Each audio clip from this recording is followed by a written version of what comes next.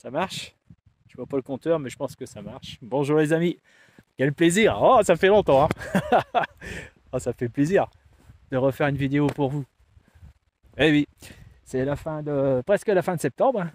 On y arrive, on a dépassé la moitié. Les feuilles qui commencent à tomber. Et non, chez nous dans l'Oise, on est un peu plus dans l'obscurité par rapport au sud de la France ou en Espagne. On s'approche, on est un peu plus près du pôle Nord, forcément, la nuit elle est un peu plus longue. Alors bien sûr, si j'étais en Norvège, c'est encore beaucoup plus long. Je crois qu'ils se payent des journées de nuit complètes. Il faudra que je me renseigne, mais je pense. Euh, la vidéo que j'ai fait par un... On va se mettre comme ça. Par un témoignage. Et donc, c'est vrai, ça fait un moment qu'il m'en a parlé, ce monsieur. Et puis, j'ai dit, ouais, bah, je passerai chez toi à te le faire. Et puis, les mois sont passés. Si je me rappelle bien, ça fait 2 ans qu'il m'en a parlé de ça. Ah ouais. Moins de 2 ans, parce que ça s'est passé en 2020. On est en 2022, bah non, moins de 2 ans. Moins de 2 ans. Et puis, il dit, bon, écoute, je l'ai rencontré, et puis je dis, on va le faire, on va faire la vidéo. Parce que ça serait dommage qu'il garde ça pour lui tout seul, et puis il a envie de partager, et je comprends. Donc, ce drone, je vais appeler ça un drone ovni, parce que, alors donc j'ai fait des recherches, et j'ai trouvé des drones militaires qui ressemblent presque ça. C'est, enfin, ça y ressemble, je vais dire, allez, à peu près 20% ce qu'il a décrit. Et il y a quelque chose qui me surprend, parce que un drone, moi j'ai mon fils a acheté un drone, bah, quand c'est à côté de vous, ça fait un potin quand même, hein. Ça siffle, hein. Et là, lui, il m'a dit qu'il était... Bon, il a eu du mal à évaluer la distance, faut l'excuser. Il avait dit 5 mètres ou 15 mètres. Je le comprends parce que quand vous avez affaire à quelque chose que vous n'avez pas l'habitude de voir, si vous voyez un avion, vous savez, un avion, je sais pas moi, un Airbus, vous savez que ça fait je sais pas combien de mètres. Bon, peut-être plus. Enfin, j'avais déjà vu un Airbus quand j'ai pris l'avion pour monter dedans. Une voiture, on a l'habitude. On connaît à peu près sa taille. On sait quand elle est très loin, elle est à peu près à 500 mètres. Voilà. Mais bon, il m'a dit qu'il était au-dessus des arbres. Je vais retourner. Je vais faire des photos dans les lieux et j'ai l'autorisation. Et de là, je vais essayer de tirer des informations, je veux dire, pas des conclusions, mais des choses qui pourraient vous servir. Parce qu'il y a quelque chose qui m'embête là-dedans dans son drone. Parce que là, silencieux, il m'a dit que ça flottait, c'était stable. Bon, un drone c'est stable, enfin plus ou moins, des fois ça danse un peu quoi. Mais qu'il n'y a pas de bruit. Et s'il était au-dessus de l'arbre, les branches, j'aurais dû bouger, il aurait dû voir du vent qui sortait par en dessous. Parce que les drones de militaires, alors soit c'est souvent par hélice, soit l'hélice il est au ventre ou sur les côtés. Il y a des formes de disques, je l'ai vu. Mais c'est épais, hein, parce qu'il faut placer le moteur, tous les systèmes de navigation, puis les vérins pour les voler, enfin je ne sais quoi, pour tout un tas de machinerie. Mais là, il m'a dit c'est moins de 5 cm.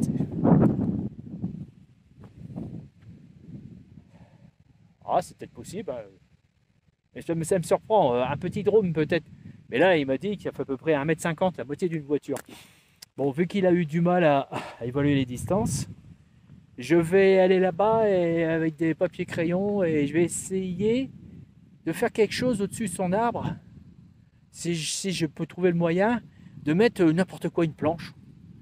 Et c'est lui qui va me donner la dimension visuelle. Il va me dire comment. C'est une planche qui va se coulisser l'un et l'autre. Vous voyez? C'est-à-dire que je peux l'allonger la planche ou la réduire. Et là, il me dira à peu près la taille. Bon, ouais, ça va. C'est tout ce qu'on peut collecter sur un OVNI, en fin de compte. C'est sa taille, c'est sa direction, c'est l'heure qui est arrivée. Et le truc qu'il m'avait dit, c'est qu'il a vu que l'OVNI est monté tout doucement pour atteindre vers la voûte céleste. C'est-à-dire, c'était une nuit étoilée, très claire.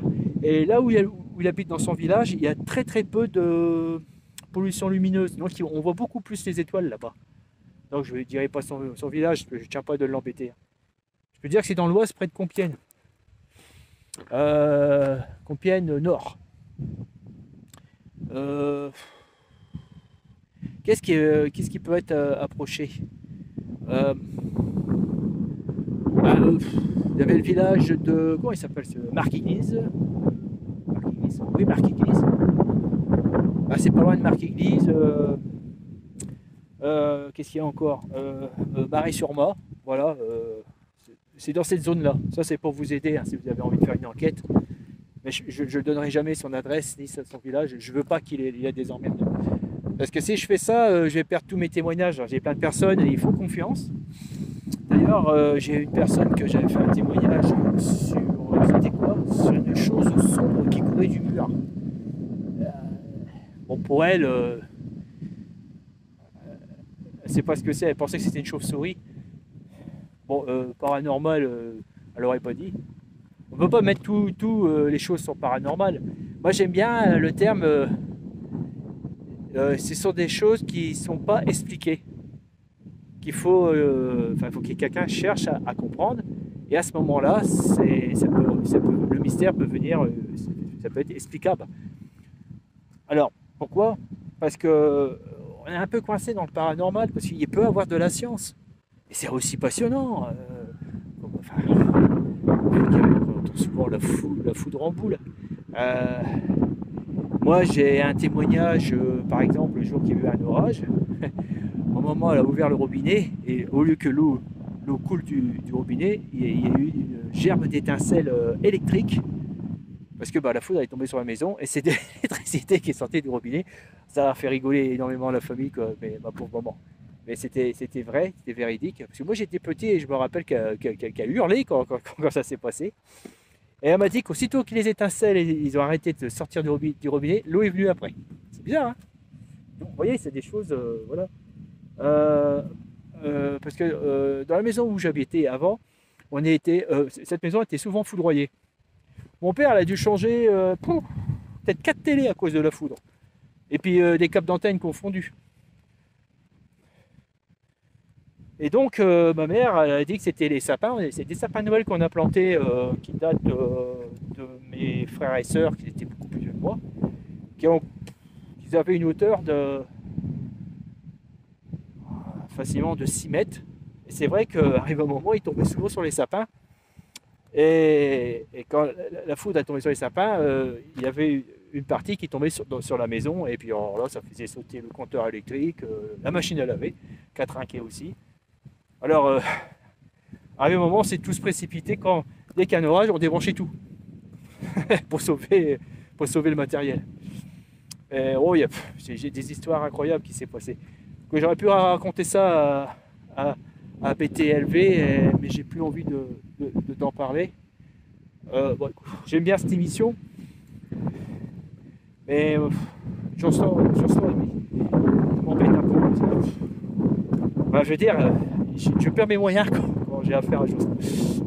C'est un gars sympa, il fait son boulot, mais je trouve qu'il est trop, on dirait un débunker. Mais être trop débunker, ça flingue aussi les vrais témoignages. Alors, je peux dire. Voilà. Ça, c'est le problème. Si on baissait comme ça, c'est mieux. Attends, serre un peu là. Donc, je reviens avec l'histoire de l'OVNI. Alors, je veux dire que c'est un drone OVNI, voilà. Alors pourquoi il s'est senti observé? Qu'est-ce qu'il a fait? Alors, j'ai réfléchi et je sais que son frère, qui se ressemble fortement, de loin on peut peut les confondre, on peut confondre l'un et l'autre.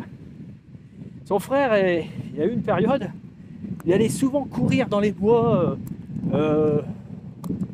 et donc il passait quelquefois, il courait loin, il se faisait des 5-6 km, si c'est pas plus. Et il faisait ça quand il revenait du travail. Et au début, je savais pas que c'était lui parce que le soir, je sors, j'aime bien voir les étoiles, puis je voyais une loupiote là, qui. Ouais, bah, souvent, il passait par ce chemin-là. Je voyais une loupiote au loin là, qui dansait. Et moi, j'étais à l'affût, je dis, oh là, il y a quelque chose de bizarre. Est-ce que c'est, vu que bah, je suis chasseur, je suis un chasseur d'ovnis par accident. Oh, il y a du vent. Ah, misère, il y a du vent, je me suis fait avoir. Ah là là. Oh, bah, attends, on va réduire la canne. Là, il n'y avait pas de vent tout à l'heure. Je vais le mettre sur pause, c'est pas possible. Ah, je me suis mis à l'abri. Désolé pour le vent, hein. Je me suis fait avoir, j'ai pas capté. Attends, on peut s'éloigner là parce que je suis dans un fossé. Alors, c'était un ruisseau qui a toujours coulé et depuis l'été qui se termine, le 21 septembre, je crois qu'il se termine, ou le 22, je sais plus, et il n'a plus jamais coulé. Je sais pas si ça va revenir, mais avant il y avait ça d'eau. Hein. Vous voyez dans l'Oise, hein, on va avoir des problèmes. Ouais, vous allez voir. Allez voir l'été qui va arriver l'été prochain. Je vous promets. Ils vont avoir des ennuis, hein, les agriculteurs, ça c'est sûr. Alors donc, je parlais de quoi moi et tout ça? Je parlais de l'histoire de l'OVNI. Ah oui, il y a son frère, donc son frère qui se ressemble et qui courait le soir. Mais ça a duré un moment. Je sais pas s'il continue à courir encore. C'est un vrai cheval. C'est incroyable. Alors je me suis dit, il s'est senti observer le jour que la chose est arrivée à peu près à cette hauteur-là. 5 mètres, ça fait. Bon, à mon avis, c'est 15 mètres, hein, parce que 5 mètres, c'est à l'arbre. Vous voyez, c'est l'arbre qui est là, c'est prêt. Hein. Il aurait vu des super détails. Mais bon, je comprends, c'est pas évident. Hein, si un jour ça vous arrive, vous verrez. Moi, ça m'est déjà arrivé, c'est pas évident. 2 fois d'ailleurs. Alors, plus que ça. Parce que les autres, c'est tellement bizarre que. Ouais, j'y pense. Inexpliqué. Alors donc il s'est senti observé, mais pourquoi? Et je pense que ces choses, ces ET, ça fait un moment, puis même beaucoup de personnes ont les mêmes pensées, c'est qu'on est surveillé, c'est clair. Il paraît qu'il y a énormément d'apparitions de UFO pendant la guerre de l'Ukraine, qui est pas loin de chez nous. Hein. Puis j'ai regardé, c'est à 2000 km. 2000 km, ou si vous conduisez jour et nuit, en une journée, vous êtes là-bas, en Ukraine. Pour dire comment c'est tout près. Donc,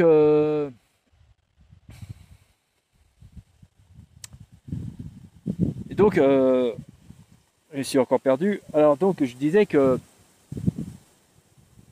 à cause de son frère, ils ont dû se faire remarquer parce que vu qu'ils nous observent et ils nous étudient nos comportements, il a dû se demander mais qu'est-ce qui fait ce terrien le soir à courir comme ça, voilà. Ça a dû attirer leur curiosité et ils ont dû se tromper. Ils ont dû penser que c'était son frère, mais il a pris l'autre frère, parce que l'autre frère, il ne court pas, lui. C'est pas quelqu'un qui court. Il est sportif, mais pas trop. Il n'est pas trop cross, après ce que j'ai compris, hein, à moins que j'ai mal entendu. Et c'est pour ça que cet engin, il s'est pointé devant lui et il a dû le scanner. Moi, je pense que quand vous avez un ovni qui se pointe devant vous, vous ne savez pas ce qui se passe, mais moi, je pense qu'il doit vous scanner de la surface de votre peau, voire même de l'intérieur. Il doit prendre les fréquences de votre corps, du cerveau. Vous êtes fiché, quoi. Et certainement parce que quand il y a eu beaucoup de personnes qui témoignent qu'ils ont eu plusieurs visites dans leur maison, et puis où ils y allent, les ovnis le retrouvent sans problème. étant donné ils ont relevé les marqueurs du corps physique. Mais en plus, s'ils mettent une toute petite sonde à la taille d'un grain de riz qui se plante dans la peau, vous ne le sentez même pas, ils rentrent dedans parce qu'ils ont tout ce qu'il faut pour endormir la sensation et tout. Ça sent pas bon. Hein. Même s'il y a les égouts derrière. Enfin, normalement, c'est des eaux pluviales qui descendent derrière le pont, mais il y a des malins qui ont branché le tout à l'égout sur les eaux pluviales. Ouais. C'est partie des dérives terriennes. Ouais. Et donc ils peuvent le trouver assez facilement. Donc là, il a été pris, donc il a été observé au mois de novembre 2020. Et je ne serais pas étonné qu'un jour, sans qu'il prenne garde, qu'il va encore avoir une observation. Mais il faut qu'il soit attentif, il va falloir que je lui dise. Donc quand il a eu cette observation à ce moment-là, après, il ne pensait plus, quoi, parce qu'il ne comprenait pas ce que c'est, et puis il s'est dit, bah, c'est un drone. Et quand il m'a raconté cette histoire-là, parce que bon, ça commençait à un petit peu chatouiller les neurones, quoi. Mais il a commencé à en parler, mais quelques mois après. C'est marrant, hein, vous faites une observation, vous ne savez pas ce que c'est, vous oubliez, puis un jour ça vous revient. Et quand ça vous revient, ça vous hante. Et vous viendrez comme moi, vous verrez. Et c'est ce que je lui dis, tu vas voir, tu vas y penser jusqu'à la fin de ta vie. Qu'est-ce que c'était? Pourquoi c'est là? Et si c'est pas un drone, mais c'est quoi? C'est ça le truc. Ça va le hanter. Hein. Alors de temps en temps, il va l'oublier, ça va revenir. Un petit détail, il va observer la nature, ou il va voir un disque volant, d'un frisbee, tout ça. Paf, ça va revenir. Ou il va entendre parler à la télé, que peut-être dans les actualités futures, il va voir des observations qui vont passer à la télé, parce que c'est des observations spectaculaires. Et là, paf, ça va lui revenir, vous allez voir. Et ben oui. Et pourquoi pas que les extraterrestres ne nous envoient pas des drones. Ça, j'en ai déjà parlé il y a longtemps. Ça, j'en suis persuadé. Donc, comme je vous ai dit, il y a sûrement un réseau de surveillance terrien. Et il y a quelque chose que je vais vous dire parce que, étant donné que je suis alerté, il y a des moments, je vois des trucs dans le ciel qui vont très vite. Ça fait ça. Ouais, c'est encore plus vite des météores qu'on voit le soir, les étoiles filantes. Plus rapide encore. Et ça va tellement rapide que je me dis, bon, c'est mon œil. Peut-être que j'ai un grain dans mon œil. Souvent, je pense à ça, mais puis je me dis, mais si c'était eux. Parce que, je sais pas, 40 km à l'heure qui passent à peu près à 100 mètres de vous, sans un souffle, sans un bruit, bah, hop, vous n'avez pas le temps de voir. Ça vous fait un effet optique, mais d'une fraction de seconde. Et là, vous dites, bon, non, c'est les yeux qui me grattent. Bah, pour ceux qui ont déjà fait des observations d'OVNI, faites attention à ça, vous allez voir. Et ouais. Donc, c'est pour vous dire qu'il y a certainement un réseau de surveillance. C'est des engins qui sont très rapides et en permanence, ils doivent voir tout ce qui se passe sur la planète. Je pense à des boules. Mais alors, une forme de truc fin qu'il m'avait expliqué, ça, j'ai jamais entendu parler de ça. Des boules, j'en ai déjà entendu parler. Hein. Beaucoup. Mais ça, ces formes-là, ça m'intrigue. Ça m'intrigue. Pour ça, il faut que je retourne. Bon, normalement, non, ça va, il n'y a pas trop de vent ici. Bon, et voilà, c'est tout ce que je voulais vous dire. Et donc, je vais pas tarder à faire une formation pour faire des montages un peu plus poussés, pour vous apporter des photos, des vidéos que je pourrais coller. J'ai pas les moyens vraiment du tout, parce qu'il faut que je change l'ordinateur. Bon, j'ai quelqu'un qui a essayé de le réparer plusieurs fois, mais à chaque fois il se plante, il y a des problèmes. Donc on m'avait dit que je peux avoir un ordinateur, alors il faut que je le monte. Quelqu'un va me le monter pour 600 € en Allemagne, ça envoyé.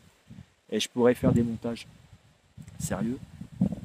Et je vais me consacrer à ça, et donc vous aurez peut-être des surprises. Ça va s'améliorer. Et à ce moment-là, j'aurai beaucoup de choses solides à vous apporter. Là, enfin, vous contenter de ça. Et je me demande si je vais pas faire une espèce de caisse, un truc comme ça, mais bon, j'ai pas assez d'abonnés, je vais pas vous embêter avec ça. Enfin, vous donnez ce que vous voulez, hein, vous n'êtes pas obligé. Hein. Ah, déjà, si vous pouvez mettre un pouce et vous abonner, ça pourrait m'apporter un plus. Bah ouais, je gagne un tout petit peu d'argent et de là que j'en ai assez pour m'acheter un nouveau ordinateur, il faudrait que j'attende. Ah, c'est facile, hein. C'est tous les. Ah, attendez. Non, non, non, ça fait. Ça va faire. Ouais, il faut que j'attende 2 ans et demi. À moins qu'il y ait plus d'abonnés, là, ça. Et puis qu'ils regardent plus mes vidéos. Et de tout cœur, je voudrais vous offrir de meilleure qualité pour vous. Et à ce moment-là, je vais être retraité quand je pourrai faire des montages, reprendre toutes les vidéos que j'ai fait, refaire des vidéos sur des questionnements et apporter des informations, des photos. Vous voyez, mais je voudrais que ça soit le faire à titre d'étude. Pas faire le buzz pour apporter plus de pouces. Moi, ça ne m'intéresse pas de toute façon. Puis, de toute façon, le peu d'argent que je gagne, c'est pas avec ça que je vais vivre. C'est pour ça que je mets ça dans une petite cagnotte. En attendant, bah déjà, je crois que la première chose que je dois m'acheter, c'est un bon ordinateur qui tombe pas en panne, qui se plante pas et que je puisse faire des bons montages. Et puis voilà, enfin, je me répète, excusez-moi. Écoutez, je vous embrasse tous. Et puis, pour les dames, que j'admire tant, et vous aussi, car vous êtes génial, parce que si vous écoutez cette vidéo et vous suivez mes émissions, ça prouve que vous êtes comme moi, vous êtes des gens en dehors du standard, ce qu'on voit dans la rue, qui refusent la monotonie, qui refusent de croire que la vie est hyper simple. On va à l'école, on travaille et on meurt. Vous voyez, il ne faut pas chercher à comprendre. Pensez qu'il y a autre chose. Et le peu de vie qu'on a, parce que bon, si on peut vivre 60 ans, au maximum 80 ans, si on a encore toutes nos facultés, je pense que la vie, c'est une grande aventure. Quand on se pose ces questions-là, il y a plein de choses bizarres qui se passent autour de nous. Et soyez comme moi un explorateur du mystère, un explorateur des pays, un explorateur de la curiosité. Voilà. Ça, pour moi, c'est le sens de la vie. Voilà. Allez, bye les amis. Bye bye.